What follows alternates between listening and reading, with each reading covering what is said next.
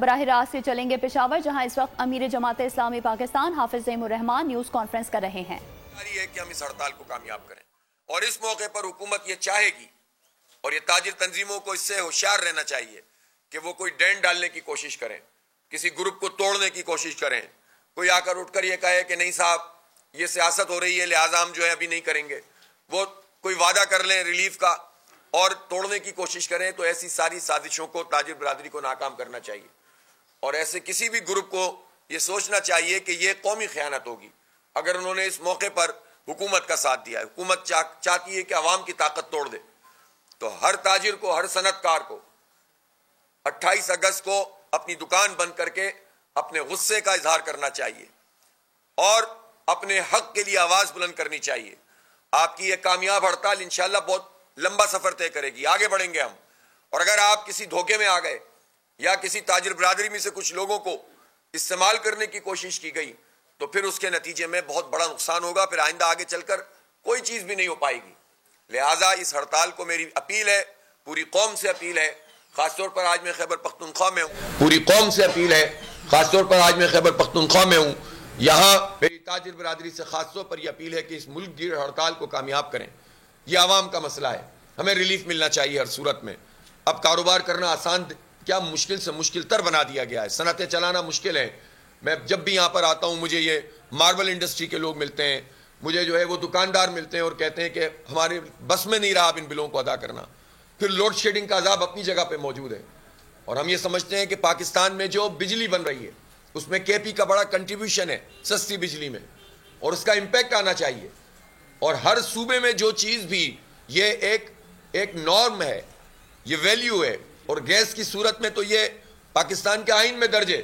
کہ گیس جہاں سے نکلتی ہے جیسے بلوچستان ہے تو وہاں اس کی پرائرٹی کو پہلے طے کیا جائے گا۔ اسی طرح جو منرلز جہاں سے نکلتے ہیں،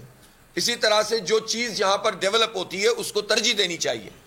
ہم یہ مانتے ہیں کہ کوئی بھی چیز یہ قومی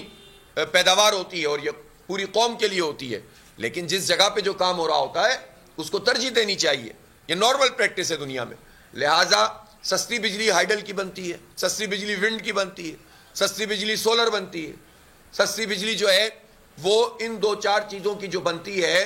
تو یہ بجلی بھی اگر آپ مکمل کریں گے تو پاکستان کی کیپیسٹی کے لحاظ سے کافی ہے۔ پھر ہم کیوں مہنگی بجلی کے پیسے ادا کر رہے ہیں؟ اس لیے کہ کیپیسٹی پیمنٹ ہے ان پلانٹس کی جو آئل پہ چل رہے ہیں، گیس پہ چل رہے ہیں، خراب فیول پہ چل رہے ہیں۔ جو لوکل کول کی بجلی ہے سستی بجلی ہے، جو نیوکلیئر کی بجلی ہے سستی بجلی ہے، انویسٹمنٹ اس پہ ہو چکی ہے۔ تو جب یہ سب بجلیاں سستی ہیں تو اس کو جمع کر لیں تو ہماری ضرورت پوری ہو جاتی ہے پورے پاکستان کی۔ پھر ہم اضافی پیمنٹ کر رہے ہیں ان کے ناجائز طریقے سے بنائے گئے آئی پی پیز کی، تو لہٰذا سستی بجلی کا جو ٹیرف بنتا ہے پورے پاکستان میں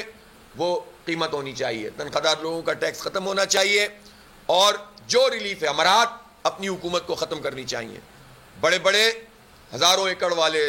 سینکڑوں ایکڑ والے جاگیرداروں پہ ٹیکس لگنا چاہیے، تنخواہ دار ٹیکس دے، جاگیردار ٹیکس نہ دے، یہ نہیں چلنا چاہیے۔ لہٰذا ہماری یہ ایفرٹ حق دو عوام کو تحریک آگے بڑھ رہی ہے، اور 28 اگست کو ہڑتال ہے۔ 1 سپٹمبر سے پورے پاکستان میں ہم ماس موبلائزیشن کر رہے ہیں، ہماری جماعت اسلامی کی ممبرشپ ہوگی، پھر کمیٹیاں ہم بنائیں گے، ایک بڑے پیمانے پر اپنے جو ہمارا گراس روٹ لیول تک ہم پہنچیں گے، اپنے جو وہ